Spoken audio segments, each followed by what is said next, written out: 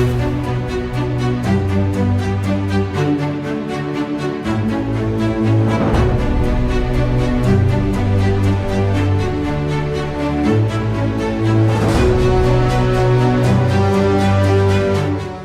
Standard social Greek Roman and American civilization. ನೋಡಿರಿ, ನಾನು ಇದಕ್ಕೂ ಮೊದಲು ಗ್ರೀಕ್ ಸಿವಿಲೈಸೇಷನ್ ಅಂತ ಪಾರ್ಟ್ 1 ವಿಡಿಯೋ ರಿಲೀಸ್ ಮಾಡಿದ್ದೀನಿ, ಅದನ್ನು ನೀವು ನೋಡ್ಬೋದು. ಗ್ರೀಕ್ ಸಿವಿಲೈಸೇಷನ್ ಬಗ್ಗೆ ಕಂಪ್ಲೀಟ್ಲಿ ಅದರಲ್ಲಿ ಎಕ್ಸ್ಪ್ಲನೇಷನ್ ಇದೆ. ಈಗ ಈ ವಿಡಿಯೋದಲ್ಲಿ ಬಂದು ಈ ವಿಡಿಯೋ ಪಾರ್ಟಲ್ಲಿ ನಾನು ರೋಮನ್ ಸಿವಿಲೈಸೇಷನ್ ಬಗ್ಗೆ ಎಕ್ಸ್ಪ್ಲೈನ್ ಮಾಡ್ತೀನಿ. Italy is a peninsula spreading down in to the Mediterranean sea towards the south of Europe. Italy ಕೂಡ ಒಂದು ಪೆನಿನ್ಸುಲಾ ಥರ. ಗ್ರೀಕ್ ಸಿವಿಲೈಸೇಷನಲ್ಲಿ ನಾನು ಹೇಳಿದ್ನಲ್ಲ, ಗ್ರೀಸ್ ಕೂಡ ಒಂದು ಪೆನಿನ್ಸುಲಾ ಅಂತ, ಅದೇ ರೀತಿ ಇಟಲಿ ಕೂಡ ಒಂದು ಪೆನಿನ್ಸುಲಾ ಆಗಿದೆ. ನಾನು ತೋರಿಸ್ತೀನಿ ಮ್ಯಾಪಲ್ಲಿ ನೋಡಿ.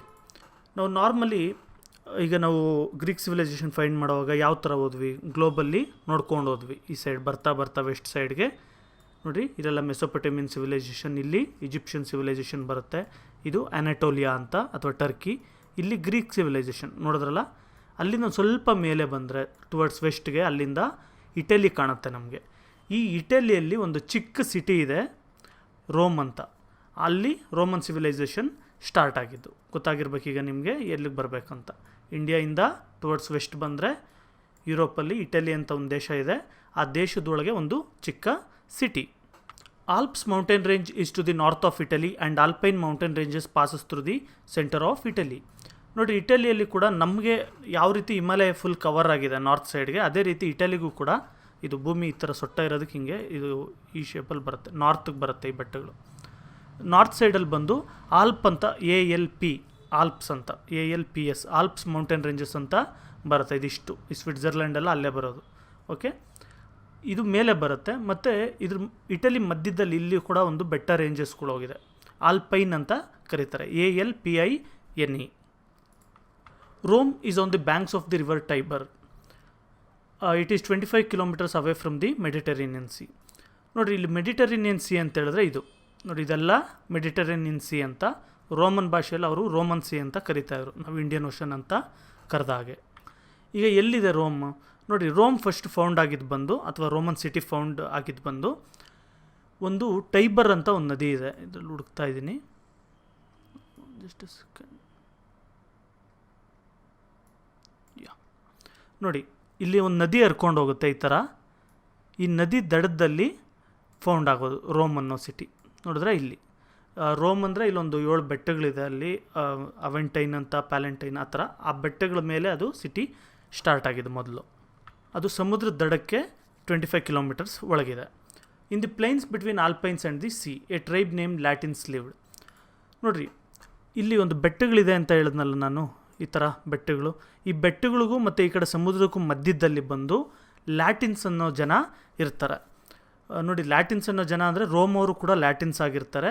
ರೋಮ್ ಸುತ್ತಮುತ್ತ ಇರೋವಂಥ ಜಾಗ, ನಾನು ಬರೀ ರೋಮ್ ಸಿಟಿ ಅಂತ ಹೇಳಿದ್ನಲ್ಲ, ಅದು ಸುತ್ತಮುತ್ತ ಇರೋವಂಥ ಜಾಗ ಕೂಡ ಇಷ್ಟು ಜಾಗ ಬರುತ್ತಲ್ಲ, ಇದೆಲ್ಲ ಕೂಡ ಲ್ಯಾಟಿನ್ ಲೀಗ್ ಅಂತ ಸೇರಿಸಿರ್ತಾರೆ ಅವರು, ಲ್ಯಾಟಿನ್ಸ್ ಆಗಿರ್ತಾರೆ ಅವರು. ಲ್ಯಾಟಿನ್ಸ್ ಅಂದರೆ ಒಂದು ಟೈಪ್ ಆಫ್ ಜನ, ಈಗ ನಾವು ಕನ್ನಡದವರು ತಮಿಳವರು ಅಂತ ಹೇಳಲ್ಲ, ಆ ಟೈಪ್ ಒಂದು ಥರ ಜನ ಲ್ಯಾಟಿನ್ ಭಾಷೆ ಮಾತಾಡ್ತಾ ಇರ್ತಾರೆ. Around 2700 years back, people started to settle in the place called Rome on the banks of river Tiber. ನೋಡಿ, 2700 ವರ್ಷದ ಹಿಂದೆ ಅಲ್ಲಿ ಒಂದು ರೋಮ್ ಅನ್ನೋ ಸಿಟಿನ ಸ್ಟಾರ್ಟ್ ಮಾಡಿಬಿಟ್ಟು ಅಲ್ಲಿ ಸೆಟ್ಲ್ ಆಗೋಕ್ಕೆ ಸ್ಟಾರ್ಟ್ ಮಾಡ್ತಾರೆ. ನೋಡಿ, ಈ ಸಿಟಿ ಸ್ಟಾರ್ಟ್ ಮಾಡಿದ್ದು ಬಂದು ರಾಮುಲಸ್ ಮತ್ತು ರೀಮಸ್ ಅಂತ ಇಬ್ಬರು ಅಣ್ಣ ತಮ್ಮಂದರು, ಟ್ವಿನ್ಸ್ ಆಗಿರ್ತಾರೆ. ಅವರಿಬ್ಬರು ಸ್ಟಾರ್ಟ್ ಮಾಡ್ತಾರೆ. ಅದರದ್ದೇ ಸಪ್ರೇಟ್ ನಾನು ಯಾವಾಗಾದ್ರೂ ಒಂದು ಹೇಳ್ತೀನಿ, ಅವ್ರ ಬಗ್ಗೆ ತುಂಬ ಹೇಳೋದಿದೆ, ರೋಮ್ ಯಾವ ಥರ ಎಸ್ಟಾಬ್ಲಿಷ್ ಮಾಡಿದ್ರು ಅಂತ. ಈಗ ಲೆಸನಲ್ಲಿದೆ, ಅಷ್ಟು ಮಾತ್ರ ನೋಡೋಣ. The ancient people of the Rome were called as patricians. ನೋಡಿ, ಇಲ್ಲೇನು ಕೊಟ್ಟಿದ್ದಾರೆ ಅಂತ ಹೇಳಿದ್ರೆ, ರೋಮಲ್ಲಿ ಹಳೆ ಏನ್ಷಿಯಂಟ್ ಪೀಪಲ್ ಇದ್ರಲ್ಲ, ಏನ್ಷಿಯಂಟ್ ರೋಮನ್ಸ್, ಅವ್ರನ್ನ ಪ್ಯಾಟ್ರಿಷಿಯನ್ಸ್ ಅಂತ ಕರಿತಾಯಿದ್ರು ಅಂತ. ಎಲ್ಲರನ್ನೂ ಪ್ಯಾಟ್ರಿಷಿಯನ್ಸ್ ಅಂತ ಕರಿತಾ ಇರಲಿಲ್ಲ. ಯಾರ್ಯಾರು ರಾಜರ ಫ್ಯಾಮಿಲಿ ಇದ್ದರು, ಅಥವಾ ತುಂಬ ರಿಚ್ ಪೀಪಲ್ ಇದ್ದರು, ಅಥವಾ ಮಂತ್ರಿಗಳಿದ್ದರು, ಆಫೀಸರ್ಸ್ ಇದ್ದರು, ಅವ್ರು ಮಾತ್ರ ಪ್ಯಾಟ್ರಿಷಿಯನ್ಸ್. ಕಾಮನ್ ಜನನೆಲ್ಲ ಪ್ಲಿಬಿಯನ್ಸ್ ಅಂತ ಕರಿತಾ ಇರ್ತಾರೆ. ಓಕೆ, ಎಲ್ಲರೂ ಪ್ಯಾಟ್ರಿಷಿಯನ್ಸ್ ಅಲ್ಲ. The word patrician originates from the Latin word pater which means father. ನೋಡಿ, ಲ್ಯಾಟಿನಲ್ಲಿ ಒಂದು ವರ್ಡ್ ಇದೆ ಪಾಟರ್ ಅಂತ, ಅದರ ಅರ್ಥ ಫಾದರ್ ಅಂತ. ಅದು ಫಾದರ್ ಅಂತ ಹೇಳಿದ್ರೆ ನಮ್ಮನ್ನೆಲ್ಲ ನೋಡ್ಕೊಳ್ಳೋ ಅಂಥವ್ರು ಅಂತ, ಯಾಕಂದರೆ ರೂಲರ್ಸ್ ಅನ್ನೋ ಥರ, ಆ ಥರ ವರ್ಡು ಬಂದು ಅದು ಪ್ಯಾಟ್ರಿಷಿಯನ್ ಆಗಿದೆ. Romans believed Romulus and Remus as their forefathers. ಅಂದರೆ ಅವ್ರನ್ನ ಮೊದಲಿಂದ ನೋಡ್ಕೊಂಡಿರೋರು ಅಂದರೆ ಆ ಸ್ಥಾಪನೆ ಮಾಡಿದಂಥವ್ರು, ರೋಮನ್ ಸಿಟಿನ ಸ್ಥಾಪನೆ ಮಾಡಿದಂಥವ್ರು ರಾಮುಲಸ್ ಮತ್ತು ರೀಮಸ್ ಅಂತ ಬಿಲೀವ್ ಮಾಡ್ತಾರೆ, ನಾನು ಆಲ್ರೆಡಿ ಹೇಳ್ದಾಗೆ. ಈಗ ರೋಮಲ್ಲಿ ಯಾವ ರೀತಿ ರೂಲ್ ಇತ್ತು, ನಾವು ಗ್ರೀಕ್ ಸಿವಿಲೈಸೇಷನ್ ನೋಡ್ತಾ ಇದ್ದಾಗ ನಾನು ಹೇಳ್ತಾ ಇದ್ದೆ ಒಂಥರ ಡೆಮೋಕ್ರಸಿ ಇತ್ತು, ಮತ್ತು ಒಂದೊಂದ್ಸರಿ ಮೊನಾರ್ಕಿ ಇತ್ತು, ಈ ಥರ ಎಲ್ಲ ಹೇಳ್ತಾ ಇದ್ದೆ. ಆಲಿಗಾರ್ಕಿ ಬಗ್ಗೆ ಕೂಡ ಹೇಳಿದ್ವಿ. ಈಗ ರೋಮಲ್ಲಿ ಯಾವ ಟೈಪ್ ಆಫ್ ರೂಲ್ ಇತ್ತು ನೋಡೋಣ. ನೋಡಿ, ಒಂದು ಸಿಂಪಲ್ಲಾಗಿ ಹೇಳ್ತೀನಿ. ಮೊದಲು ರೋಮಲ್ಲಿ ಬಂದು ಮೊನಾರ್ಕಿ ಇತ್ತು, ಅಂದರೆ ರಾಜರು ರೂಲ್ ಮಾಡ್ತಾ ಇರ್ತಾರೆ. ಆಮೇಲೆ ಬಂದು ಒಂದು ರೀತಿ ರಿಪಬ್ಲಿಕ್ ಸಿಸ್ಟಮ್ ಆಗುತ್ತೆ, ಅಂದರೆ ಒಂದು ಡೆಮೋಕ್ರಸಿ ಥರ ಜನ ರೂಲ್ ಮಾಡೋ ಥರ ಚೇಂಜ್ ಆಗುತ್ತೆ. ಮತ್ತು ಆಮೇಲೆ ಲಾಸ್ಟಿಗೆ ಬಂದು ಮತ್ತೆ ರಾಜ ರೂಲ್ ಮಾಡೋ ಥರನೇ ಚೇಂಜ್ ಆಗುತ್ತೆ. ಅದು ಸ್ಟೆಪ್ ಬೈ ಸ್ಟೆಪ್ ನಿಮ್ಗೆ ಗೊತ್ತಾಗುತ್ತೆ. ಈಗ ಮೊದಲಿಂದ ನೋಡೋಣ. ಮೊದಲು ಬಂದು ಮೊನಾರ್ಕಿ ಅಂಡರಲ್ಲಿ ಇತ್ತು, ಅಂದರೆ ಏನು, ರಾಜನೇ ರೂಲ್ ಮಾಡ್ತಾ ಇದ್ದ ರೋಮನ್ನು. The Romans had assembly and a senate as 2 political advisory institutions. ರೋಮನ್ಸಲ್ಲಿ ಬಂದು ಒಂದು ಅಸೆಂಬ್ಲಿ ಅಂತ ಒಂದಿತ್ತು, ಸೆನೆಟ್ ಅಂತ ಇತ್ತು. ಇವಾಗ ನಮ್ಮಲ್ಲೂ ಕೂಡ ಅಸೆಂಬ್ಲಿ ಇದೆಯಲ್ವಾ, ರಾಜ್ಯಸಭಾ ಇದೆ, ಲೋಕಸಭಾ ಇದೆ, ವಿಧಾನಸಭಾ ಈ ಥರ ಎಲ್ಲ ಇದೆಯಲ್ವಾ, ಆ ಟೈಪಲ್ಲೇ ರೋಮಲ್ಲಿ ಬಂದು ಅಸೆಂಬ್ಲಿ ಅಂತ ಒಂದಿರೋದು, ಅಂದರೆ ಜನಗಳೆಲ್ಲ ಕೂಡ ಸೇರಿ ಓಟ್ಗಳು ಹಾಕೋದು ಆ ಥರ. ನೆಕ್ಸ್ಟು ಸೆನೆಟ್ ಅಂತ ಒಂದಿತ್ತು. ಸೆನೆಟ್ ಅಂತ ಹೇಳಿದ್ರೆ ರೋಮ್ನ ರಿಚ್ ಪೀಪಲ್ ಯಾರಿರ್ತಾರೆ, ಒಂದು ರಿಚ್ ಫ್ಯಾಮಿಲಿ ಇತ್ತು ಅಂದರೆ ಆ ಫ್ಯಾಮಿಲಿಯವರು, ಅಥವಾ ರಿಚ್ ಪೊಲಿಟಿಷಿಯನ್ ಇದ್ದ, ಅಥವಾ ಇನ್ನೊಬ್ಬ ಯಾರೋ ಇನ್ಫ್ಲೂಯೆನ್ಷಿಯಲ್ ಪೊಲಿಟಿಷಿಯನ್, ಕಾನ್ಸಲ್ ಈ ಥರ ಎಲ್ಲ ಕರೀತಾರೆ, ಅವರೆಲ್ಲ ಸೆನೆಟಲ್ಲಿ ಮಂತ್ರಿಗಳ ಥರ ಇರ್ತಾಯಿದ್ರು, MLAಗಳ ಥರ. ಆದರೆ ಅಸೆಂಬ್ಲಿಯಲ್ಲಿ ಎಲ್ಲ ಜನ ಕೂಡ ಹೋಗ್ಬೋದು, ಆ type. The assembly was made up of all the middle aged men, virus the senate was elite institution which was very influential. ನಾನು ಹೇಳಿದ್ನಲ್ಲ, ಅಸೆಂಬ್ಲಿಯಲ್ಲಿ ಎಲ್ಲ ಮಿಡಲ್ ಏಜ್ ಮೆನ್, ಅಂದರೆ ಒಂದು ಏಜ್ ಆದಮೇಲೆ ಇರೋಂಥ ಎಲ್ಲರೂ ಇರ್ತಾಯಿದ್ರು. ಸೆನೆಟಲ್ಲಿ ಬಂದು ತುಂಬ ಇನ್ಫ್ಲುಯೆನ್ಷಿಯಲ್ ಪೀಪಲ್ ಮಾತ್ರ ಇರ್ತಾಯಿದ್ರು. The senate had the power to reject the proposals of the assembly and the king. ನೋಡಿರಿ, ಸೆನೆಟ್ಗೆ ನೋಡಿ, ರೋಮನ್ ಸೆನೆಟ್ ತುಂಬ ಪವರ್ಫುಲ್ ಆಗಿತ್ತು ಒಂದು ಟೈಮಲ್ಲಿ. ಏನಂತ ಹೇಳಿದ್ರೆ, ಒಬ್ಬ ರಾಜ ಅಥವಾ ಅಸೆಂಬ್ಲಿಯಲ್ಲಿ ಏನಾದರೂ ಒಂದು ಡಿಸೈಡ್ ಮಾಡಿದ್ರು ಅಂದ್ಕೊಳ್ಳಿ, ರಾಜ ಏನಾದರೂ ಒಂದು ಈ ಥರ ರೂಲ್ಸ್ ಮಾಡಬೇಕು ಅಂತ, ಆಗ ಸೆನೆಟ್ ಅವರು ಬಂದು ಅದನ್ನು ಬೇಡ, ಆ ರೂಲ್ಸ್ನ ನಡಿಬಾರ್ದು ಅಂತೇಳಿ ಕ್ಯಾನ್ಸಲ್ ಮಾಡ್ಬೋದಿತ್ತು. ಈ ಥರ ತುಂಬ ಪವರ್ ಇತ್ತು. In the 6th century BCE, monarchy was ಅಬಾಲಿಷ್ಡ್ and the republic was established. 6th century ಅಂದರೆ ಆಲ್ಮೋಸ್ಟ್ ಒಂದು 2500-2600 ಇಯರ್ಸ್ ಬ್ಯಾಕ್ ಏನಾಗುತ್ತೆ, ಈ ರೋಮನ್ನ ಆಳ್ತಾ ಇದ್ದಂಥ, ರೂಲ್ ಮಾಡ್ತಾ ಇದ್ದಂಥ ರಾಜರು ಏನು ಮಾಡಿರ್ತಾರೆ, ತುಂಬ ಕ್ರೂಯಲ್ ಆಗಿರ್ತಾರೆ, ತುಂಬ ಕೆಟ್ಟ ಕೆಲಸಗಳೆಲ್ಲ ಮಾಡ್ತಾ ಇರ್ತಾರೆ. ಇದರಿಂದ ಮತ್ತು ಅವರು ಕಸ್ಟಮ್ಸ್ನೆಲ್ಲ ಕೂಡ ಗೌರವಿಸ್ತಾ ಇರಲಿಲ್ಲ, ರಿಲಿಜನ್ನ ಸರಿಯಾಗಿ ಫಾಲೋ ಮಾಡ್ತಿರಲಿಲ್ಲ. ಈ ಥರ ಆಗಿದ್ದಕ್ಕೆ ಏನು ಮಾಡ್ತಾರೆ, ರೋಮನ್ಸಲ್ಲಿ ಇದ್ದಂಥ ಜನಗಳೆಲ್ಲ ಸೇರಿಬಿಟ್ಟು ಏನು ಮಾಡ್ತಾರೆ, ಈ ರಾಜರನ್ನ ಓಡಿಸ್ಬಿಡ್ತಾರೆ ರೋಮಿಂದ. ರಾಜನ್ನೇ ರೋಮಿಂದ ಸಿಟಿಯಿಂದ ಓಡಿಸ್ಬಿಟ್ಟು ಇವರು ಒಂದು ಡೆಮೋಕ್ರಸಿ ಟೈಪು ಅಥವಾ ಒಂದು ಅಡ್ಮಿನಿಸ್ಟ್ರೇಷನ್ನ, ಜನಗಳ ಅಡ್ಮಿನಿಸ್ಟ್ರೇಷನ್ನ ತರ್ತಾರೆ, ಅಂದರೆ ಇವರೇ ರೂಲ್ ಮಾಡೋ ಥರ. Around 3rd century BCE, the administration of the whole Italy came under the Republican States. ನೋಡಿ, 3rd century ಅಷ್ಟರಲ್ಲಿ, ನಾನು ಮೊದಲೇ ಹೇಳಿದ್ನಲ್ಲ, ರೋಮ್ ಸ್ಟಾರ್ಟ್ ಆದಾಗ ಬಂದು ಬರೀ ಇಲ್ಲಿ ಒಂದು 2 ಬೆಟ್ಟ ಇರುತ್ತೆ, ಆ 2 ಬೆಟ್ಟದಲ್ಲಿ ಮಾತ್ರ ಸ್ಟಾರ್ಟ್ ಆಗೋದು. ಆಮೇಲೆ ಫುಲ್ ಸಿಟಿ, ಆ ಜಾಗ ಫುಲ್ಲು ಆಗುತ್ತೆ, ಕವರ್ ಆಗುತ್ತೆ. ಆಮೇಲೆ ಅವರು ಬೇರೆಯವ್ರ ಮೇಲೆ ಫೈಟ್ ಮಾಡ್ಕೊಂಡು ಲ್ಯಾಟಿನ್ ಲೀಗ್ ಅಂತ ಮಾಡ್ಕೊಳ್ತಾರೆ, ಇಷ್ಟು ಜಾಗ. ಆಮೇಲೆ ಹಾಗೆ ಬರ್ತಾ 3rd century BCEಯಲ್ಲಿ, ಅಂದರೆ ಆಲ್ಮೋಸ್ಟ್ ಆಲ್ ಒಂದು 2200-2000 ಇಯರ್ಸ್ ಬ್ಯಾಕ್, ಅಷ್ಟರಲ್ಲಿ ಏನಾಯಿತು, ಟೋಟಲ್ ಇಟಲಿ ಕೂಡ ಅವ್ರ ಅಂಡರ್ಗೆ ಬಂದುಬಿಡುತ್ತೆ, ಇಷ್ಟು ಜಾಗ. Even under the Roman republic, the senate and the assembly continued as advisory institutions. ನೋಡಿ, ರೋಮನ್ ರಿಪಬ್ಲಿಕನ್ ಸ್ಟೇಟ್ಸ್ ಆದರೂ ಕೂಡ, ನೋಡಿ ಏನು ರಿಪಬ್ಲಿಕನ್ ಸ್ಟೇಟ್ಸ್ ಅಂತ ಹೇಳಿದ್ರೆ, ರೋಮ್ ಒಂದು ಸಿಟಿ, ಅದರದ್ದು ತುಂಬ ಪವರ್ಫುಲ್ ಆಗಿರುತ್ತೆ. ಆದರೆ ಅದ್ರ ಸುತ್ತಮುತ್ತ ಲ್ಯಾಟಿನ್ ಲೀಗ್ ಬಿಟ್ಬಿಡಿ, ಅದೆಲ್ಲ ರೋಮ್ ಲೆಕ್ಕನೇ. ಬೇರೆ ಒಂದು ಸಿಟೀಸ್ ಇರುತ್ತೆ ಅಂದ್ಕೊಳ್ಳಿ, ಸ್ಯಾಬ್ರೈನ್ಸ್ ಅಂತ ಇರ್ತಾರೆ ಇಲ್ಲಿ, ಅದು ಇವಾಗೆಲ್ಲ ಇಲ್ಲ ಸಿಟಿಗಳು. ಆ ಥರ ಬೇರೆ ಬೇರೆ ಸಿಟಿಯವರೆಲ್ಲ ಬಂದು ಅವ್ರಿಗೆ ಇಂಡಿಪೆಂಡೆನ್ಸ್, ಅವ್ರು ಸಪ್ರೇಟ್ ಸ್ಟೇಟ್ ಥರ ಇರ್ತಾರೆ, ಅವ್ರು ಸಪ್ರೇಟ್ ದೇಶ ಥರ. ಆದರೆ ಇವರೆಲ್ಲ ಬಂದು ರೋಮ್ ಅಂಡರಲ್ಲಿ ಇರ್ತಾರೆ, ರೋಮ್ ಹೇಳಿದ ಮಾತು ಕೇಳೋ ಥರ. ಈ ಟೈಪ್ ಒಂದು ರಿಪಬ್ಲಿಕನ್ ಸ್ಟೇಟ್ನ ಎಸ್ಟಾಬ್ಲಿಷ್ ಮಾಡಿ ಟೋಟಲ್ ಇಟಲಿನೇ ಇವ್ರ ಕಂಟ್ರೋಲ್ಗೆ ತೊಗೊಂಡಿರ್ತಾರೆ. ಆಗ ಕೂಡ ರೋಮನ್ ರಿಪಬ್ಲಿಕನ್ ಸ್ಟೇಟ್ ಟೈಮಲ್ಲೂ ಕೂಡ ಸೆನೆಟ್ ಮತ್ತು ಅಸೆಂಬ್ಲಿಯಲ್ಲಿ ತುಂಬ ಇನ್ಫ್ಲುಯೆನ್ಷಿಯಲ್ ಆಗಿರುತ್ತೆ. ಸೆನೆಟ್ ಎಲ್ಲ ಮತ್ತು ಅಸೆಂಬ್ಲಿ ಎಲ್ಲ ಅವರು ಅಡ್ವೈಸ್ ಮಾಡ್ತಾ ಇರ್ತಾರೆ ಎಲ್ಲರಿಗೂ. The members of these institutions headed the army's during wars. ಈಗ ಯಾವುದಾದ್ರು ಯುದ್ಧ ಬಂತು, ಓಕೆ, ಏನಾದರೂ ಒಂದು ರಾಜ ಇರೋ ಹತ್ರ ಯುದ್ಧ ಬಂತು ಅಂತ ಹೇಳಿದ್ರೆ ರಾಜ ಹೋಗಿ ಯುದ್ಧ ಮಾಡ್ತಾಯಿದ್ದ, ಸೈನ್ಯನ ಕರ್ಕೊಂಡೋಗಿ ಯುದ್ಧ ಮಾಡ್ತಾಯಿದ್ದ. ಇಲ್ಲಿ ಡೆಮೋಕ್ರಸಿ ಥರ ರಿಪಬ್ಲಿಕನ್ ಟೈಪ್ ಆಫ್ ಅಡ್ಮಿನಿಸ್ಟ್ರೇಷನ್ ಮಾಡಿದಾಗ ಯಾರು ಹೋಗಿ ಯುದ್ಧ ಮಾಡ್ತಾರೆ, ಓಕೆ, ಸೋಲ್ಜರ್ಸ್ನೇನೋ ನೀವು ದುಡ್ಡು ಕಾಸು ಕೊಟ್ಟು ರಿಕ್ರೂಟ್ ಮಾಡ್ಕೊಳ್ತೀರ. ಆಮೇಲೆ ಲೀಡಿಂಗ್ ಯಾರು ಮಾಡ್ತಾರೆ, ಯಾವ ಥರ ಇತ್ತು ಅಂತ ಹೇಳಿದ್ರೆ, ಈ ಸೆನೆಟಲ್ಲಿ ಲೀಡರ್ಸ್ ಇರ್ತಾಯಿದ್ರು. ಆ ಲೀಡರ್ಸ್ ಇದನ್ನು ನೋಡ್ಕೊಳ್ತಾಯಿದ್ರು, ಆರ್ಮಿನ ಕರ್ಕೊಂಡು ಹೋಗೋದು. ಲೀಡರ್ಸ್ ಅನ್ನೋದಕ್ಕಿಂತ ಕಾನ್ಸಲ್ಸ್ ಅಂತ ಇಬ್ಬರು ಇರ್ತಾಯಿದ್ರು. ಈಗ ಇಂಡಿಯಾಗೆ ಪ್ರೈಮ್ ಮಿನಿಸ್ಟರ್ ಯಾರ ಥರ ಬರ್ತಾರೆ, ಆ ಟೈಪಲ್ಲೇ ರೋಮ್ಗೆ ಅವರು ಸೆಲೆಕ್ಟ್ ಮಾಡ್ತಾಯಿದ್ರು ಕಾನ್ಸಲ್ ಅಂತ. ಒಬ್ಬರನ್ನ ಸೆಲೆಕ್ಟ್ ಮಾಡ್ತಿರ್ಲಿಲ್ಲ, ಒಂದೊಂದು ವರ್ಷಕ್ಕೆ ಇಬ್ಬಿಬ್ಬರನ್ನ ಸೆಲೆಕ್ಟ್ ಮಾಡ್ತಾಯಿದ್ರು. ಅವ್ರ ಅಧಿಕಾರ ಬಂದು 5 ವರ್ಷ ಎಲ್ಲ ಇರ್ತಿಲ್ಲ, 1 ವರ್ಷ ಇರ್ತಾಯಿತ್ತು. ಇಬ್ಬರು ಕಾನ್ಸುಲ್ಸ್ ಇರ್ತಾಯಿದ್ರು. ಅವರು ಯಾವಾಗೂ ಆರ್ಮಿನ ಲೀಡ್ ಮಾಡ್ತಾಯಿದ್ರು, ಅಂದರೆ ಯುದ್ಧ ಮಾಡೋಕ್ಕೆ ಕರ್ಕೊಂಡು ಹೋಗೋದು ಅದೆಲ್ಲ ಕೂಡ ಮಾಡ್ತಾಯಿದ್ರು. The enforce the law and dispensed justice. Army ಎಲ್ಲ ಅವ್ರ ಕಂಟ್ರೋಲಲ್ಲಿ ಇರ್ತಾಯಿತ್ತು. ಅವರು ಒಂದು ನ್ಯಾಯ ನೀತಿ ಎಲ್ಲ ಕಾಪಾಡೋದು ಅಥವಾ ಗಲಾಟೆ ಆಗದೆ ಇರೋ ಥರ ನೋಡೋದು ಇದೆಲ್ಲ ಕೂಡ ಅವರೇ ಮಾಡ್ತಾಯಿದ್ರು. There were 2 classes in the Roman society. ನೋಡಿ, ನಾನು ಆಲ್ರೆಡಿ ಹೇಳಿದ್ನಲ್ಲ ನಿಮಗೆ, ಪ್ಲೀಬಿಯನ್ಸ್ ಅಂತ ಇರ್ತಾರೆ, ಪ್ಯಾಟ್ರಿಷಿಯನ್ಸ್ ಅಂತ ಇರ್ತಾರೆ ಅಂತ. ಆ ಥರ 2 ಕ್ಲಾಸಸ್ ಇರುತ್ತೆ ರೋಮನ್ ಸೊಸೈಟಿಯಲ್ಲಿ. ಈಗ ನಾವು ಇಲ್ಲಿ ಕೂಡ upper class, lower class, middle class ಎಲ್ಲ ಕರಿತೀವಲ್ಲ, ಆ ಟೈಪಲ್ಲಿ. The patricians and the plebeians. The patricians were the elite in the society. ಇವರು ತುಂಬ ಹೈ ಸ್ಟೇಟಸ್ ಇರೋವಂಥವ್ರು, ಎಲೈಟ್ ಪೀಪಲ್ ಆಗಿರ್ತಾರೆ. They were land owners, land ಇರೋವಂಥವ್ರು, ಮತ್ತು ಇವರು ಅಂದರೆ ತುಂಬ ರಿಚ್ ಪೀಪಲ್ ಮತ್ತು ಇನ್ಫ್ಲೂಯೆನ್ಷಿಯಲ್ ಪೀಪಲ್ ಅಂತ ಅರ್ಥ. ಇವರು ಅಪ್ಪರ್ ಕ್ಲಾಸ್ ಆಗಿರ್ತಾರೆ. It is they who control the senate. ಈ ಸೆನೆಟ್ನೆಲ್ಲ ಫುಲ್ಲು ಇವರೇ ಕಂಟ್ರೋಲ್ ಮಾಡ್ತಾ ಇರ್ತಾರೆ, ಪ್ಯಾಟ್ರಿಷಿಯನ್ಸ್. The plebeians were the common people. ಈಗ ನಿಮ್ಮ ಥರ ಜನನೆಲ್ಲ ಬಂದು ಪ್ಲಿಬಿಯನ್ಸ್ ಅಂತ. ಇವರು ಸ್ಮಾಲ್ ವರ್ಕರ್ಸ್ ಇರ್ಬೋದು, ಚಿಕ್ಕ ಲ್ಯಾಂಡ್ ಇಟ್ಕೊಂಡಿರೋವಂಥವ್ರು, ಅಥವಾ ಏನಾದರೂ ಬಿಸ್ನೆಸ್ ಮಾಡೋವಂಥವ್ರು, ಕಾರ್ಪೆಂಟ್ರಿ ಮಾಡೋವಂಥವ್ರು, ಕೆತ್ತನೆ ಮಾಡಿ ಸ್ಕ್ಲಪ್ಚರಿಂಗ್ ಮಾಡೋವಂಥವ್ರು, ಸೋಲ್ಜರ್ಸ್, ಇವರೆಲ್ಲ ಕೂಡ ಪ್ಲಿಬಿಯನ್ಸ್ ಅಂಡರ್ಗೆ ಬರ್ತಾರೆ. Their rights were limited. ಅಂದರೆ ಇವ್ರಿಗೆ ಅಷ್ಟೊಂದೇನು ರೈಟ್ಸ್ ಇರಲಿಲ್ಲ. ಚಿಕ್ಕ ಪುಟ್ಟ ಇದರಲ್ಲೆಲ್ಲ ಫ್ರೀಡಮ್ ಇರ್ತಿತ್ತು, ಆದರೆ ಎಲ್ಲ ಡಿಸಿಷನ್ ಇವರೇನು ಮಾಡೋ ಆಗಿರಲಿಲ್ಲ. They were meant to pay taxes and to undergo punishment. ಇವ್ರು ಏನಾದರೂ ತೊಂದರೆ ಮಾಡ್ತಾಯಿದ್ರು ಅಂತ ಹೇಳಿದ್ರೆ ಇವ್ರಿಗೆ ಪನಿಷ್ಮೆಂಟ್ ಕೂಡ ಕೊಡ್ತಾಯಿದ್ರು, ಮತ್ತು ಟ್ಯಾಕ್ಸ್ ಕೂಡ ಇವ್ರು ಕಟ್ಟಬೇಕಾಗತ್ತೆ ನೋಡ್ಕೊಳ್ಳೋದಕ್ಕೆ ಅವರು ರೋಮ್ನೆಲ್ಲ. The decisions taken by the council and the senate regarding the plebeians could be rejected by the tribunes. Actually ಹೇಳ್ಬೇಕಂದ್ರೆ ಟ್ರಿಬ್ಯೂನ್ಸ್ ಎಲ್ಲ ಆಮೇಲೆ ಬರುತ್ತೆ, ಒಂದು ರಿವೋಲ್ಟ್ ಆದಮೇಲೆ. ಒಂದು ನಿಮಿಷ. ಇನ್ ದಿ ಈ ಪಾಯಿಂಟ್ ಆಮೇಲೆ ಹೇಳ್ತೀನಿ. In the 5th century BCE the plebeians rebelled against this system. ಈ ಥರ ಇವ್ರಿಗೇನು ರೈಟ್ಸ್ ಕೊಡ್ತಾ ಇರಲ್ಲ, ಎಲ್ಲ ರೂಲೆಲ್ಲ ಅವರೇ ಮಾಡ್ತಾ ಇರ್ತಾರೆ, ಪ್ಯಾಟ್ರಿಷಿಯನ್ಸ್ ಅಂತ ಹೇಳ್ಬಿಟ್ಟು. ಇವರು 5th century BCಯಲ್ಲಿ ರಿವೋಲ್ಟ್ ಮಾಡ್ತಾರೆ, ಜನಗಳು ದಂಗೆ ಹೇಳ್ತಾರೆ ಈ ಸಿಸ್ಟಮ್ ವಿರುದ್ಧ. As a result the patricians granted them some concessions. ಇದರಿಂದ ಅವರು ಪ್ಯಾಟ್ರಿಷಿಯನ್ಸ್ ಎಲ್ಲ ಇವರಿಗೆ ಕೆಲವು ಕನ್ಸೆಷನ್ ಕೊಡ್ತಾರೆ. ಓಕೆ, ನೀವು ಕೂಡ ಡಿಸಿಷನ್ ಮೇಕಿಂಗಲ್ಲಿ ಇನ್ವಾಲ್ವ್ ಆಗ್ಬೋದು, ನಿಮ್ಮನ್ನು ಕೂಡ ನಾವು ಸಮಾನವಾಗಿ ನೋಡ್ತೀವಿ ಅಂತ. Thus the plebeians got the right to choose the members of the tribunes. ಈ ಥರ ಏನಾಗುತ್ತೆ, ಈ ಪ್ಲಿಬಿಯನ್ಸ್ ಅಂದರೆ ಮಾಮೂಲಿ ಜನ ಏನಿದ್ರು, ಇವರು ಒಬ್ಬರನ್ನ ಎಲೆಕ್ಟ್ ಮಾಡಿಬಿಟ್ಟು ಟ್ರಿಬ್ಯೂನ್ ಅಂತ ಅಪಾಯಿಂಟ್ ಮಾಡ್ತಾರೆ. ಓಕೆ, ರೋಮನ್ ಎಲೆಕ್ಷನ್ ಸಿಸ್ಟಮ್ನ ನೀವು ಯಾವುದಾದ್ರು ಒಂದು ಇದರಲ್ಲಿ ನೋಡ್ಕೊಳ್ಳಿ. ಈಗ ಸುಮ್ಮನೆ ಅದೆಲ್ಲ ಹೇಳಿದ್ರೆ ತುಂಬ ಜಾಸ್ತಿ ಆಗುತ್ತೆ.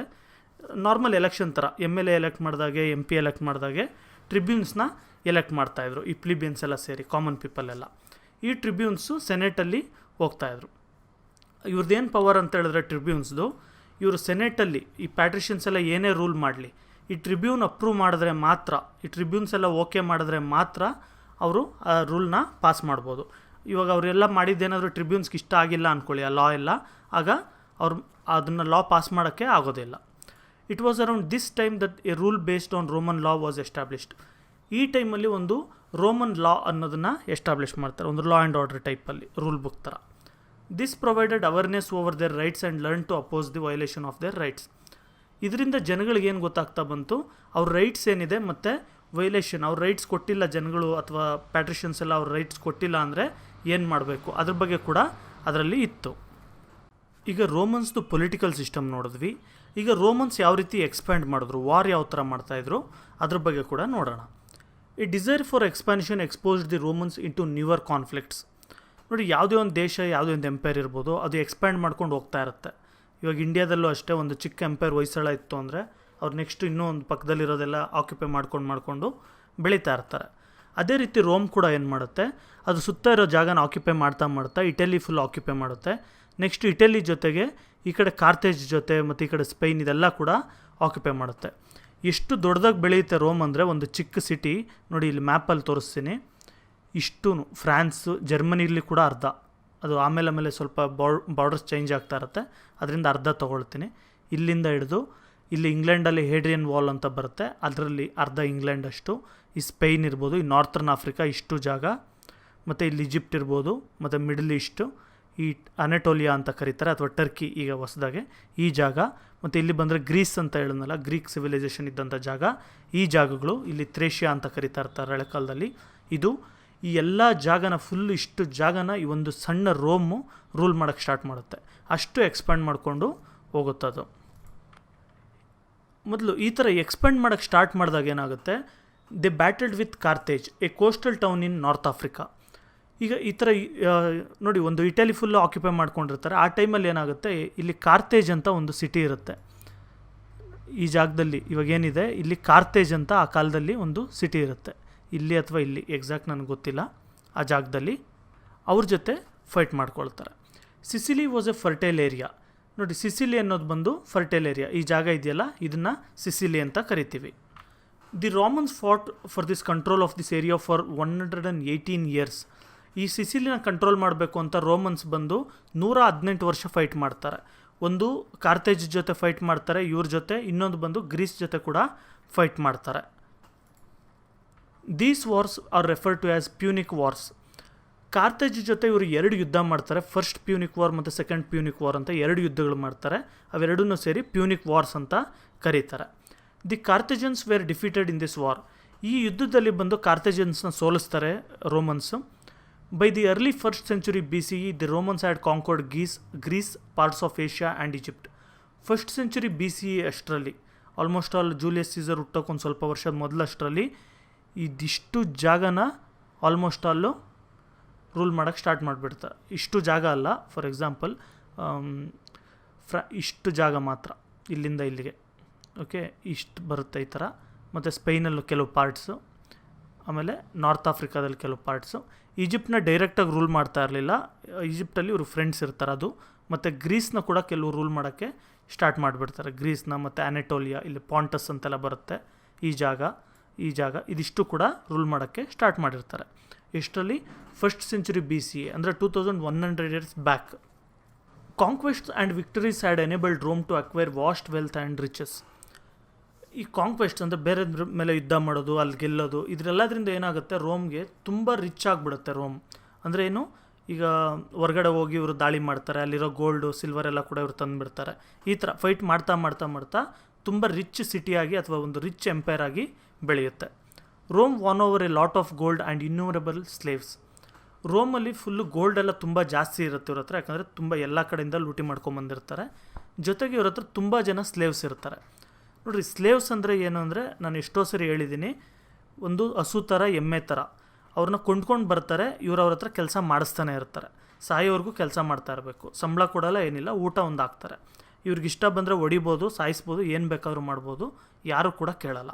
ಆಯಿತಾ? ಅದನ್ನು ಇವಾಗ ಮನೇಲಿ ಯಾವುದಾದ್ರು ಒಂದು ಪ್ರಾಣಿ ಸಾಕ್ಕೊಂಡ್ರೆ ಯಾವ ರೀತಿ ಸಾಕ್ತೀವೋ ಅದೇ ಟೈಪೇ ಸ್ಲೇವ್ಸ್ ಅನ್ನೋದು.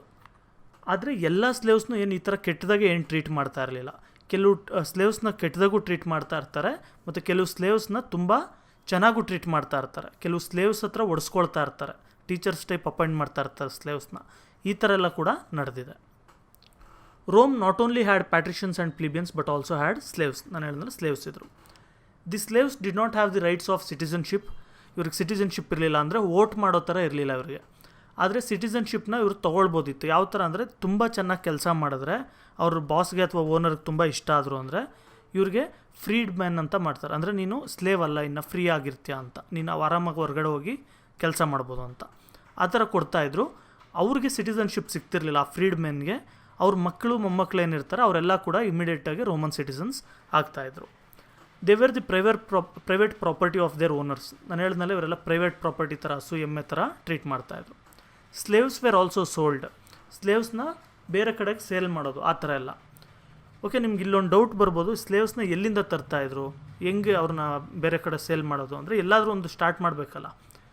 ಎಲ್ಲಿ ಅಂತೇಳಿದ್ರೆ, ಇವರು ಯುದ್ಧಗಳಿಗೆ ಹೋಗೋರು ಬೇರೆ ಕಡೆ. ಫಾರ್ ಎಕ್ಸಾಂಪಲ್ ನೋಡಿ, ಇಲ್ಲಿಂದ ಇವರು ಫ್ರಾನ್ಸ್ ಅಂತ ಕರೀತಾರೆ, ಆವಾಗ ಗಾಲ್ ಅಂತ ಕರಿತಾಯಿದ್ರು. ಆ ಜಾಗನೆಲ್ಲ ಇವರು ಹೋಗಿ ಫೈಟ್ ಮಾಡ್ತಾಯಿದ್ರು. ಅಲ್ಲಿರೋಂಥ ಜನಗಳನ್ನೆಲ್ಲ ಅರೆಸ್ಟ್ ಮಾಡಿಬಿಟ್ಟು ಸೋಲಿಸ್ಬಿಟ್ಟು ಅವ್ರನ್ನ ತಂದು ಇಲ್ಲಿ ಮಾರ್ತಾಯಿದ್ರು. ಓಕೆ, ಆ ಜಾಗ. ಮತ್ತು ಗ್ರೀಸಿಂದ ಕೂಡ ಕರ್ಕೊಂಡು ಹೋಗ್ತಾಯಿದ್ರು. ಗ್ರೀಸಿಂದ ಕೂಡ ಸ್ಲೇವ್ಸ್ನ ಕರ್ಕೊಂಡು ಹೋಗ್ತಾಯಿದ್ರು. ಆದರೆ ಗ್ರೀಸಿಂದ ಹೋಗಿರೋರಿಗೆ ಸ್ವಲ್ಪ ಒಳ್ಳೆ ಸ್ಟೇಟಸ್ ಕೊಡ್ತಾಯಿದ್ರು. There were instances when the slaves secured their freedom under special conditions. ನಾನು ಹೇಳಿದ್ನಲ್ಲ ಅದು. The Romans who had immersed themselves in the pride of status used the slaves as gladiators. ನೋಡಿರಿ, ಒನ್ಸ್ ಇನ್ನೊಂದೇನು ಹೇಳ್ಬೇಕಂತ ಹೇಳಿದ್ರೆ, ಈ ರೋಮಲ್ಲಿ ಸ್ಲೇವ್ಸ್ ಎಲ್ಲ ತುಂಬ್ಕೊಂಡು ಇವ್ರ ರೋಮನ್ ಪಾಪ್ಯುಲೇಷನ್ ಏನಿದೆ ಅದರಲ್ಲಿ ಅರ್ಧ ಪಾಪ್ಯುಲೇಷನ್ ಬರೀ ಸ್ಲೇವ್ಸೇ ಇರ್ತಾರೆ. ಅಂದರೆ ಒಬ್ಬ ವ್ಯಕ್ತಿ ಇದ್ದ ಅಂದರೆ ಅವನು ಕೆಲಸ ಮಾಡೋಕ್ಕೆ ಒಬ್ಬ ಸ್ಲೇವ್, ಈ ಟೈಪ್ ಎಲ್ಲ ಬೆಳೆದಿರ್ತಾರೆ. ಮತ್ತು ಸ್ಲೇವ್ಸ್ ಅಂದಿದ ತಕ್ಷಣ ಎಲ್ಲರ ಮನೆಯಲ್ಲೂ ಇದ್ದರು ಅಂತಲ್ಲ, ರಿಚ್ ಪೀಪಲ್ ಮನೇಲಿ ಮಾತ್ರ ಇರ್ತಾಯಿದ್ರು ಸ್ಲೇವ್ಸ್, ಎಲ್ಲರ ಮನೆಯಲ್ಲೂ ಇರ್ತಿರ್ಲಿಲ್ಲ. ಓಕೆ, ಇವ್ರ ಹತ್ರ ಎಲ್ಲ ಕೆಲಸಗಳು ಇವರೇ ಮಾಡಿಸ್ತಾಯಿದ್ರು. ಇದರಿಂದ ರೋಮನ್ಸ್ಗೂ ಕೂಡ ತೊಂದರೆ ಆಗ್ತಾಯಿತ್ತು. ಯಾಕಂದರೆ ಈಗ ಒಬ್ಬ ಲ್ಯಾಂಡ್ ಓನರ್ ಇರ್ಬೋದು, ಒಬ್ಬ ಫ್ಯಾಕ್ಟ್ರಿ ಓನರ್ ಇರ್ಬೋದು, ಅವನು ಎಲ್ಲ ಕೆಲಸನ ಕೂಡ ಸ್ಲೇವ್ನ ಪರ್ಚೇಸ್ ಮಾಡಿ ಸ್ಲೇವ್ಸ್ ಹತ್ರ ಮಾಡಿಸ್ತಾ ಇದ್ದ. ಬೇರೆ ಜನಗಳಿಗೆ, ಮಾಮೂಲಿ ಜನಗಳು, ಕಾಮನ್ ಪೀಪಲ್ಗೆ ಒಂದು ಕೆಲಸ ಅನ್ನೋದು ಕೂಡ ಸಿಗ್ತಿರಲಿಲ್ಲ. ಈ ಥರ ಅನ್ಎಂಪ್ಲಾಯ್ಮೆಂಟ್ ಕೂಡ ತುಂಬ ಜಾಸ್ತಿ ಆಗಿತ್ತು ಆ ಟೈಮಲ್ಲಿ. ಮತ್ತು ರೋಮನ್ಸ್ ಏನು ಮಾಡಿದ್ರು, ಇವರು ಏನು ಕೆಲಸ ಮಾಡ್ತಿರಲಿಲ್ಲ, ಎಲ್ಲ ಸ್ಲೇವ್ಸ್ ಹತ್ರ ಮಾಡಿಸ್ತಾಯಿದ್ರು. ಯಾರು? ರಿಚ್ ರೋಮನ್ಸ್ ಅವ್ರು ಮಾತ್ರ. ಜೊತೆಗೆ ಈ ಸ್ಲೇವ್ಸ್ನ ಬಂದು ಗ್ಲ್ಯಾಡಿಯೇಟರ್ಸ್ ಥರ ಯೂಸ್ ಮಾಡ್ತಾಯಿದ್ರು. ಗ್ಲ್ಯಾಡಿಯೇಟರ್ಸ್ ಅಂದರೆ ಏನು ಅಂತ ಒಂದು ಕಾನ್ಸೆಪ್ಟ್ ಹೇಳ್ತೀನಿ ನೋಡಿ. ಈಗ ಸ್ಲೇವ್ನ ಇವರು ಎಲ್ಲಿಂದನೂ ಅರೆಸ್ಟ್ ಮಾಡಿ ಅಥವಾ ಎಲ್ಲಿಂದನೂ ಕಿಡ್ನಾಪ್ ಮಾಡ್ಕೊಂಡು ತೊಗೊಂಬಂದಿರ್ತಾರೆ ಇವರು ಒಂದು ಜಾಗಕ್ಕೆ. ಆಮೇಲೆ ಏನು ಮಾಡ್ತಾರೆ, ಒಂದು ಸ್ಟೇಡಿಯಂ ಇಲ್ಲೇ ಇದೆ ನೋಡಿ, ಒಂದು ಪಿಕ್ಚರ್ ಇದೆ ಅಲ್ಲ, ಈ ಥರ ಒಂದು ಸ್ಟೇಡಿಯಂ ಇರ್ತಾಯಿತ್ತು. ಈ ಜಾಗದಲ್ಲಿ ಒಬ್ಬ ಸ್ಲೇವ್ ಇನ್ನೊಬ್ಬ ಸ್ಲೇವ್ ಫೈಟ್ ಮಾಡ್ಕೊಳ್ಳೋಕೆ ಮಾಡೋರು. ಓಕೆ, ಫೈಟ್ ಮಾಡ್ಕೊಂಡು ಯಾರು ಗೆಲ್ತಾರೆ ಅವರು ವಿನ್ನರ್ ಅಂತ. ಅಂದರೆ ಅವ್ರಿಗೇನು ಫ್ರೀಡಮ್ ಕೊಡ್ತಿರ್ಲಿಲ್ಲ, ಆದರೆ ಗೆಲ್ತಾಯಿದ್ರು. ಆಗ ಅವ್ರ ಮೇಲೆ ಬೆಟ್ಟಿಂಗ್ ಕಟ್ಟೋದು, ಅಥವಾ ಯಾವುದಾದ್ರು ಹಬ್ಬ ಬಂತು ಅಂದರೆ ಅವ್ರನ್ನ ಅಲ್ಲಿ, ಇವಾಗ ನಾವು ಇಲ್ಲೇನಾದರೂ ಮಾಡಿದ್ರೆ ಡೊಳ್ಳು ಕುಣಿತ ಅದು ಇದೆಲ್ಲ ಮಾಡಿಸ್ತೀವಲ್ವ, ಯಕ್ಷಗಾನ ಆ ಥರ ಎಲ್ಲ, ಆ ಟೈಪು ಸ್ಲೇವ್ಸ್ನ ತಂದು ಅವರು ಗ್ಲ್ಯಾಡಿಟೋರಿಯಲ್ ಗೇಮ್ಸ್ ಅಂತ ಕರೀತಾಯಿದ್ರು. ಆ ರೀತಿ ಮಾಡ್ತಾಯಿದ್ರು. ಈ ಗ್ಲ್ಯಾಡಿಟೋರಿಯಲ್ ಗೇಮ್ಸಲ್ಲೂ ಕೂಡ ಅಲ್ಲೆಲ್ಲ ಹೋಗಿ ಒಬ್ರನ್ನೊಬ್ರು ಸಾಯಿಸಬೇಕು ಆ ಥರ ಏನಿಲ್ಲ. ಇದರಲ್ಲೂ ಕೂಡ ವೇರಿಯೇಷನ್ಸ್ ಇರ್ತಾಯಿತ್ತು. ಮೊದಲು ಹೋಗಿ ತುಂಬ ಮಾಮೂಲಿಯಾಗಿ ಫೈಟ್ ಮಾಡ್ತಾಯಿದ್ರು, ಒಬ್ಬ ಸೋಲ್ತಾ ಇದ್ದ, ಸರಿ ಅಂತ ಇದ್ದು ವಾಪಸ್ ಬಂದುಬಿಡೋರು. ಮಾಮೂಲಿ WWF ಅದೆಲ್ಲ ನೋಡ್ತಿರಲ್ಲ ಆ ಟೈಪ್. ಅದರಲ್ಲೇ ಇನ್ನೂ ಒಂದು ಇರ್ತಾಯಿತ್ತು, ಏನಂದರೆ ಸುಮ್ಮನೆ ಏನಾದರೂ ಪರ್ಫಾರ್ಮೆನ್ಸ್ ಮಾಡೋದು, ತುಂಬ ಒಂದು ಆ್ಯಕ್ಟ್ ಮಾಡೋ ಥರ. ಇವಾಗ ನಾಟಕ ಎಲ್ಲ ಮಾಡ್ತೀವಲ್ವ ನಾವು, ಆ ಟೈಪ್ ಕೂಡ ಇರ್ತಾಯಿತ್ತು. ಜೊತೆಗೆ ಒಬ್ರಿಗೊಬ್ರು ಫೈಟ್ ಮಾಡಿ ಯಾರಾದರೂ ಅಲ್ಲಿ ಸುತ್ತಮುತ್ತ ಇರೋ ಜನ ಎಲ್ಲ ಓಕೆ ಅವನ್ನ ಉಳಿಸು ಅಂತ ಹೇಳಿದ್ರೆ ಅವ್ನಿಗೆ ಪ್ರಾಣ ಕೊಡೋರು, ಅಂದರೆ ಸೋತಿರೋನಿಗೆ.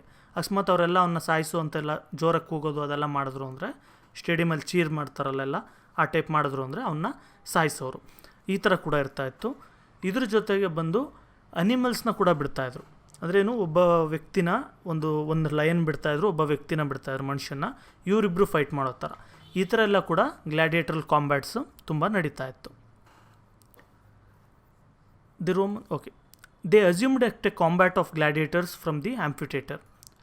ನೋಡಿ, ಈ ಥರ ಆಂಫಿಥಿಯೇಟರ್ ಅಂತ ಕಟ್ತಾಯಿದ್ರು. ಇಲ್ಲಿ ಗ್ರೌಂಡ್ ಥರ ಇರ್ತಾಯಿತ್ತು, ಇದರಲ್ಲೆಲ್ಲ ಫೈಟ್ ಮಾಡ್ತಾಯಿದ್ರು. ಇವರೆಲ್ಲ ಸುತ್ತ ಕೂತ್ಕೊಂಡು ಅಮ್ಯೂಸ್ಮೆಂಟ್ ತೊಗೊಳ್ತಾಯಿದ್ರು, ಎಂಟರ್ಟೈನ್ಮೆಂಟ್ ತೊಗೊಳ್ತಾಯಿದ್ರು. The majority of the slaves and prisoners lost their lives in such games. ಈ ಥರ ಗೇಮ್ಸಲ್ಲಿ ಎಷ್ಟೊಂದು ಜನ ಸತ್ತೋಗ್ತಾಯಿದ್ರು, ಸ್ಲೇವ್ಸ್ ಎಲ್ಲ ಮತ್ತು ಪ್ರಿಸನರ್ಸು. ಈಗ ಇಲ್ಲಿ ಗ್ಲ್ಯಾಡಿಯೇಟರ್ ಬಗ್ಗೆ ಆಲ್ರೆಡಿ ಎಕ್ಸ್ಪ್ಲೈನ್ ಮಾಡಿದ್ದೀನಿ, ಮತ್ತೆ ರಿಪಿಟೇಷನ್ ಎಲ್ಲ ಬೇಕಾಗಿಲ್ಲ. Over a period of time the chaos engulf the Roman state. ಒಂದು ಸ್ವಲ್ಪ ದಿನ ಆಗ್ತಾ ಒಂದು ಕ್ಯಾವಟಿಕ್ ಪೀರಿಯಡ್ ಬರುತ್ತೆ. ಕ್ಯಾವಟಿಕ್ ಪೀರಿಯಡ್ ಅಂತ ಹೇಳಿದ್ರೆ ಯಾರು ಕಂಟ್ರೋಲಲ್ಲಿ ಇಲ್ಲದೆ ಇರೋ ಥರ, ಜನಕ್ಕೆ ಇಷ್ಟ ಬಂದಂಗೆ ಅವ್ರು ಮಾಡ್ತಾ ಇರೋದು, ಈ ಥರ ಸ್ಟಾರ್ಟ್ ಆಗುತ್ತೆ. ನಾವು ರಿಬೆಲಿಯನ್ಸ್ ಆ್ಯಂಡ್ ಅಸಾಸಿನೇಷನ್ಸ್ ಟುಕ್ ಪ್ಲೇಸ್ ರೆಗ್ಯುಲರ್ಲಿ. ಈ ಟೈಮಲ್ಲಿ ಏನಾಗುತ್ತೆ, ರೆಬೆಲಿಯನ್ಸ್ ಅಂದರೆ ಜನ ತಿರುಗಿ ಬೀಳೋದು. ಓಕೆ, ಯಾವ ಥರ ರೆಬೆಲಿಯನ್ ಅಂದರೆ, ಫಾರ್ ಎಕ್ಸಾಂಪಲ್ ಈಗ ಇಲ್ಲಿ ರೋಮ್ ಇರುತ್ತೆ ಅಂದ್ಕೊಳ್ಳಿ, ಇಲ್ಲಿ ಯಾವುದೋ ಒಂದು ರೂಲ್ ಮಾಡ್ತಾ ಇರ್ತಾರೆ ರೋಮನ್ಸು, ಒಂದು ಟ್ರಾನ್ಸಾಲ್ಪೈನ್ ಗೌಲ್ ಅಂದ್ಕೊಳ್ಳಿ, ಇದನ್ನು ರೂಲ್ ಮಾಡ್ತಾ ಇರ್ತಾರೆ. ಇಲ್ಲಿರೋ ಜನ ಎಲ್ಲ ಏನು ಮಾಡ್ತಾರೆ, ನಾವು ರೋಮಲ್ಲಿ ಜೊತೆಗಿರಲ್ಲ, ನಾವು ಸಪ್ರೇಟ್ ಇರ್ತೀವಿ ಅಂದ್ಬಿಟ್ಟು ಇಂಡಿಪೆಂಡೆನ್ಸ್ಗೋಸ್ಕರ ಫೈಟ್ ಮಾಡ್ತಾರೆ. ಆಗ ಇವ್ರು ಹೋಗಿ ಅದನ್ನು ರಿಬೆಲಿಯನ್ಸ್ನ ಇಳಿಸೋದು. ಈ ಟೈಪ್ ಎಲ್ಲ ತುಂಬ ಜಾಸ್ತಿ ಆಗುತ್ತೆ. ನೆಕ್ಸ್ಟ್ ಅಸಾಸಿನೇಷನ್ ಅಂತ ಹೇಳಿದ್ರೆ ಕೊಲೆ ಮಾಡಿಸೋದು. ಈ ಕೊಲೆ ಮಾಡಿಸೋದು ಕಾಮನ್ ಆಗಿಬಿಟ್ಟಿರುತ್ತೆ ಆ ಟೈಮಲ್ಲಿ. ನಿಮ್ಗೆ ಏನಾದರೂ ಅಪೋಸಿಟ್ ಅವ್ನು ಇಷ್ಟ ಆಗಿಲ್ಲ ಅಂತ ಹೇಳಿದ್ರೆ ಒಂದು ಯಾರಿಗೋ ಒಬ್ರಿಗೆ ದುಡ್ಡು ಕೊಟ್ಬಿಟ್ಟು ಅವ್ರನ್ನ ಕೊಲೆ ಮಾಡಿಸ್ಬಿಡೋದು. ಈ ಥರದ್ದೆಲ್ಲ ಮಾಮೂಲಿಯಾಗಿ ಹೋಗಿರುತ್ತೆ, ಆ ಥರ ಸಿಚುವೇಶನ್ ಆಗಿರುತ್ತೆ. Bribery and corruption during elections became the order of the day. ಈಗ ಎಲೆಕ್ಷನ್ಸ್ ನಡೀತಾ ಇತ್ತು. ಎಲೆಕ್ಷನ್ಸ್ ಅಂದರೆ ಎಲ್ಲ ಸೆನೆಟೋರಿಯಲ್ ಪೊಸಿಷನ್ಸ್ಗೆಲ್ಲ ನಾನು ಆಲ್ರೆಡಿ ಹೇಳಿದೆ ನಿಮಗೆ, ಒಬ್ಬರು ಟ್ರಿಬ್ಯೂನ್ ಅಂತ ಇರ್ತಾಯಿದ್ರು, ಟ್ರಿಬ್ಯೂನ್ ಆಫ್ ದಿ ಪ್ಲೀಬ್ಸ್ ಅಂತ, ಅಥವಾ ಜನಗಳ ಟ್ರಿಬ್ಯೂನ್ ಅಂತ. ಆ ಟ್ರಿಬ್ಯೂನ್ ಪೋಸ್ಟ್ಗೆ ಎಲೆಕ್ಷನ್ಸ್ ನಡೀತಾ ಇತ್ತು. ಜೊತೆಗೆ ಕೌನ್ಸಿಲ್ ಎಲೆಕ್ಷನ್ಸ್ ಕೂಡ ನಡೀತಾ ಇತ್ತು. ಕೌನ್ಸಿಲ್ ಅಂದರೆ ನಾನು ಹೇಳಿದ್ನಲ್ಲ, ಮೇಯ್ನ್ ಇರ್ತಾರೆ ಒಬ್ಬರು ಪ್ರೈಮ್ ಮಿನಿಸ್ಟರ್ ಥರ ಅಂತ, ಆ ಥರ ಇಬ್ಬರು ಇರ್ತಾರೆ ಕೌನ್ಸಿಲ್ಸ್ ಅಂತ. ಅದಕ್ಕೆಲ್ಲ ಎಲೆಕ್ಷನ್ಸ್ ನಡೀತಾ ಇರುತ್ತೆ. ಆ ಎಲೆಕ್ಷನಲ್ಲಿ ದುಡ್ಡು ಕೊಡೋದೆಲ್ಲ ಬಂದು ಕರಪ್ಷನ್ ಮತ್ತು ಬ್ರೈಬರಿ ಎಲ್ಲ ತುಂಬ ಜಾಸ್ತಿ ಆಗೋಗಿರುತ್ತೆ. ಯಾವ ಥರ ಅಂದರೆ ಈಗಲೂ ಕೂಡ ನೋಡ್ಬೋದು, ಒಂದು ಎಲೆಕ್ಷನ್ಸ್ ನಡೀತಾ ಇತ್ತು ಅಂದರೆ 500,000 ಯಾವ ಥರ ಕೊಡ್ತಾರೆ ಈ ಥರ. ಆದರೆ ಇಲ್ಲಿ ಕೊಟ್ಟರೆ ಅವ್ರನ್ನ ಡಿಸ್ಕ್ವಾಲಿಫಿಕೇಷನ್ ಮಾಡ್ತಾರೆ, ಆ ಥರ ರೂಲ್ ಆದರೂ ಇದೆ. ಆದರೆ ರೋಮಲ್ಲಿ ಆ ಟೈಮಲ್ಲಿ ಬಂದು ಡೈರೆಕ್ಟಾಗೆ ದುಡ್ಡು ಕೊಡ್ತಾಯಿದ್ರು. ಅದರಿಂದ ಎಲ್ಲರಿಗೂ ಗೊತ್ತಿದ್ರು, ಯಾರೂ ಏನೂ ತಲೆ ಕೆಡಿಸ್ಕೊಳ್ತಾ ಇರಲಿಲ್ಲ. ಆ ಥರ ರೂಲ್ ಏನೂ ಇರಲಿಲ್ಲ ಕೊಡಬಾರ್ದು ಅಂತ. At this juncture around 60,000 poor and exploited slaves rose in rebellion under the leadership of Spartacus. ನೋಡಿ, ಈ ಟೈಮಲ್ಲಿ ಏನಾಗುತ್ತೆ ಅಂದರೆ, ನಾನು ಆಲ್ರೆಡಿ ಹೇಳಿದ್ನಲ್ಲ, ಸ್ಲೇವ್ ಪಾಪ್ಯುಲೇಷನ್ ಎಷ್ಟಿರುತ್ತೆ ಅಂದರೆ ಅರ್ಧಕ್ಕರ್ಧ ಜನ ಸ್ಲೇವ್ಸೇ ಇರ್ತಾರೆ ರೋಮಲ್ಲಿ ಅಂತ. ಈ ಟೈಮಲ್ಲಿ ಏನಾಗುತ್ತೆ, ಒಂದು 60,000 ಜನ ಏನು ಮಾಡ್ತಾರೆ, 60,000 ಜನ ಒಟ್ಟಿಗೆ ಅಲ್ಲ, ಮೊದಲು ಸ್ವಲ್ಪ ಜನ ಸ್ಟಾರ್ಟ್ ಆಗ್ತಾರೆ. ಇವರೆಲ್ಲ ಕೂಡ ರೋಮ್ ವಿರುದ್ಧ ತಿರುಗಿ ಬೀಳಕ್ಕೆ ಸ್ಟಾರ್ಟ್ ಮಾಡ್ತಾರೆ. ನಾವೇನಕ್ಕೆ ನಿಮ್ಮ ಹತ್ರ ಈ ಥರ ಸ್ಲೇವ್ ಥರ ಇರಬೇಕು, ನಮ್ಗೆ ಯಾವುದೇ ರೀತಿ ರೈಟ್ಸ್ ಇಲ್ಲ, ಏನಿಲ್ಲ, ನಾವು ನಿಮ್ಮ ವಿರುದ್ಧ ಫೈಟ್ ಮಾಡ್ತೀವಿ ಅಂತ. ಅವರೆಲ್ಲ ರೋಮನ್ಸ್ನ ಸಾಯಿಸೋದು ಆ ಥರ ಎಲ್ಲ ಕೂಡ ತುಂಬ ಸ್ಟಾರ್ಟ್ ಮಾಡ್ಕೊಂಬಿಡ್ತಾರೆ. ಅದಕ್ಕೆ ಲೀಡರ್ ಬಂದು ಸ್ಪಾರ್ತಕಸ್ ಅಂತ ಹೇಳ್ಬಿಟ್ಟು. 1 year after their struggle, they were ruthlessly suppressed. Around 60,000 people were crucified at this time. ನೋಡಿ ಏನಿದು ಕತೆ ಅಂತ ಹೇಳಿದ್ರೆ, ನೋಡಿ ಒಬ್ಬ ಸ್ಪಾರ್ತಕಸ್ ಅಂತ ವ್ಯಕ್ತಿ ಇರ್ತಾನೆ, ಅವನ್ನ ಥ್ರೇಷಿಯಾ ಅನ್ನೋ ಒಂದು ಜಾಗದಿಂದ ಹಿಡ್ಕೊಂಬಂದಿರ್ತಾರೆ. ಅದು ಎಸ್ಟಿಮೇಟ್ಸ್, ಅದು ರಿಯಲ್ಲ ಅಂತ ಇಲ್ಲ ಗೊತ್ತಿಲ್ಲ. ಈ ಜಾಗದಿಂದ ಕರ್ಕೊಂಬಂದು ಅವನ್ನ ಗ್ಲಾಡಿಟೋರಿಯಲ್ ಕಾಂಬ್ಯಾಟ್ಸ್ಗೆ ಬಿಟ್ಟಿರ್ತಾರೆ, ಅಂದರೆ ಫೈಟ್ ಮಾಡೋಕ್ಕೆ. ಥಿಯೇಟ್ರಲ್ಲಿ ಮಧ್ಯದಲ್ಲಿ ನಿಲ್ಲಿಸ್ಬಿಟ್ಟು ಗ್ರೌಂಡಲ್ಲಿ ಫೈಟ್ ಮಾಡೋಕ್ಕೆ ಬಿಡ್ತಾರೆ. ಅವ್ನು ಫೈಟ್ ಮಾಡಿ ಒಳ್ಳೆ ಹೆಸರು ಕೂಡ ಮಾಡ್ತಾ ಇರ್ತಾನೆ. ಆಮೇಲೆ ಏನನ್ಸುತ್ತೆ ಅವನಿಗೆ, ನಾವೇನಕ್ಕೆ ಇವ್ರ ಮೇಲೆ ಡಿಪೆಂಡೆಂಟ್ ಆಗಿರಬೇಕು, ನಾವು ಇಂಡಿಪೆಂಡೆಂಟ್ ಆಗಿರಬೇಕು ಅಂತ. ಅವನ ಥರನೇ ಇನ್ನೂ ಎಷ್ಟೋ ಜನ ಸ್ಲೇವ್ಸ್ ಇರ್ತಾರಲ್ಲ ಈ ಕೆಲಸದವರು, ಅವ್ರನ್ನೆಲ್ಲ ಸೇರಿಸ್ಬಿಟ್ಟು ಎದುರು ತಿರುಗ್ತಾನೆ. ನೋಡಿ, ಎದುರು ತಿರುಗಿದು ಅಲ್ಲಿ ಇಲ್ಲಿ ಚಿಕ್ಕ ಪುಟ್ಟ ಗಲಾಟೆ ಆಗೋದು ನಾವು ಇಲ್ಲೂ ಕೂಡ ನೋಡ್ತಾ ಇರ್ತೀವಿ. ಸ್ಟ್ರೈಕ್ಗಳಾಗುತ್ತೆ, ಬಂದ್ಗಳಾಗುತ್ತೆ ಆ ಥರ. ಆದರೆ ಈ ಜನ ಎಲ್ಲ ಸೇರಿಬಿಟ್ಟು ಸ್ಟೇಟ್ ವಿರುದ್ಧ ವಾರ್ ಮಾಡೋದು, ಯುದ್ಧ ಮಾಡೋದು ಅಂದರೆ ನಾವು ಇಮ್ಯಾಜಿನ್ ಕೂಡ ಮಾಡೋಕ್ಕಾಗಲ್ಲ. ಆ ಥರ ಯುದ್ಧ ಮಾಡ್ತಾನೆ. ಇಲ್ಲಿ 60,000 ಜನ ಅಂತ ಕೊಟ್ಟಿದ್ದಾರೆ, ಮೋಸ್ಟ್ಲಿ ಇರ್ಬೋದು 60,000 ಜನ, ನಂಗೆ ಅಷ್ಟು ಐಡಿಯಾ ಇಲ್ಲ. ಅಷ್ಟು ಜನ ತಿರುಗಿ ಬೀಳ್ತಾರೆ ಅವ್ರ ಮೇಲೆ. ಇವರು 1 ವರ್ಷ ಕಾಲ ಇವ್ರನ್ನ ಸೋಲ್ಸೋಕ್ಕಾಗಲ್ಲ. ಯಾರ ಒಂದು ಆರ್ಮಿ ಕಳಿಸಿದ್ರು ಕೂಡ ಆರ್ಮಿನ ಇವರು ಸೋಲಿಸ್ಬಿಟ್ಟು ವಾಪಸ್ ಕಳಿಸ್ತಾ ಇರ್ತಾರೆ. ಈ ಥರ ಸ್ಪಾರ್ತಕಸ್ಸೇ ಗೆಲ್ತಾ ಇರ್ತಾನೆ ಎಲ್ಲ ಯುದ್ಧದಲ್ಲೂ ಕೂಡ. ಇವ್ರನ್ನ ಏನು ಮಾಡಿದ್ರು ಸೋಲ್ಸೋಕ್ಕಾಗಲ್ಲ ಅಂತೇಳ್ಬಿಟ್ಟು ರೋಮನ್ನವ್ರು ಏನು ಮಾಡ್ತಾರೆ, ಕ್ರಾಸಸ್ ಅಂತ ಒಬ್ಬ ವ್ಯಕ್ತಿ ಇರ್ತಾನೆ, CRASUS ಅಂತ, ಕ್ರಾಸಸ್ ಅಂತ. ಆ ವ್ಯಕ್ತಿ ತುಂಬ ರಿಚ್ ಆ ಟೈಮಲ್ಲಿ, ತುಂಬ ಇವಾಗ ಇಲ್ಲಿ ಅನಿಲ್ ಅಂಬಾನಿ, ಮುಖೇಶ್ ಅಂಬಾನಿ ಎಲ್ಲ ಹೇಳ್ತೀವಲ್ವ, ಆ ಟೈಪ್ ಇರ್ತಾರೆ. ಅವ್ರನ್ನ ಕಳಿಸ್ತಾರೆ. ಅವನು ಹೋಗಿ ಇವ್ರನ್ನ ಸೋಲಿಸ್ಬಿಟ್ಟು ಅವ್ರನ್ನೆಲ್ಲ ಕ್ರೂಸಿಫೈ ಮಾಡ್ತಾನೆ. ಕ್ರೂಸಿಫೈ ಅಂತೇಳಿದ್ರೆ ಈಗ ಜೀಸಸ್ನ ನೋಡಿದ್ರಲ್ಲ, ಒಂದು ಪ್ಲಸ್ ಸಿಂಬಲ್ ಥರ, ಆ ಥರ ಮಾಡಿಬಿಟ್ಟು ಎಲ್ಲರನ್ನೂ ಹೊಡೆದ್ಬಿಟ್ಟು ರೋಡುದ್ದಕ್ಕೂ ನೆಟ್ಕೊಂಬರ್ತಾನೆ. 60,000 ಜನಕ್ಕೆ ಆ ಥರ ಕ್ರೂಸಿಫೈ ಮಾಡಿ ಸ್ಪಾರ್ತಕಸ್ನ ಸೋಲಿಸ್ತಾನೆ. The generals on the account of continual war reduced the authority of the senate to insignificance. ನೋಡಿರಿ, ಈ ಟೈಪು ಯುದ್ಧಗಳು ಮಾಡ್ತಾ ನೋಡಿ ಸ್ಟ್ರಾಂಗ್ ಜನರಲ್ಸ್ ಬಂದುಬಿಡ್ತಾರೆ. ಈ ಯುದ್ಧ ಆಗೋ ಟೈಮಲ್ಲಿ ಏನಾಗುತ್ತೆ, ಸ್ಟ್ರಾಂಗ್ ಪರ್ಸನಾಲಿಟೀಸ್, ಈ ಜೂಲಿಯಸ್ ಸೀಸರ್ ಇರ್ಬೋದು, ಮಾರ್ಕಸ್ ಕ್ರಾಸಸ್ ಇರ್ಬೋದು, ಪಾಂಪೆ ಮ್ಯಾಗ್ನಸ್ ಇರ್ಬೋದು, ಇವರೆಲ್ಲ ಬಂದು 3 ಜನ ತುಂಬ ಇಂಪಾರ್ಟೆಂಟ್ ಜನರಲ್ಸ್, ಮಿಲಿಟ್ರಿ ಜನರಲ್ಸ್. ಇವರೆಲ್ಲ ತುಂಬ ಪವರ್ಫುಲ್ ಆಗಿಬಿಟ್ಟು ಒಳಗೊಳಗೆ ಕಿತ್ತಾಡ್ಕೊಂಡ್ಬಿಟ್ಟು ರೋಮ್ನ ಡಿಸ್ಟ್ರಾಯ್ ಮಾಡೋ ಥರ ಮಾಡ್ಕೊಂಬಿಡ್ತಾರೆ.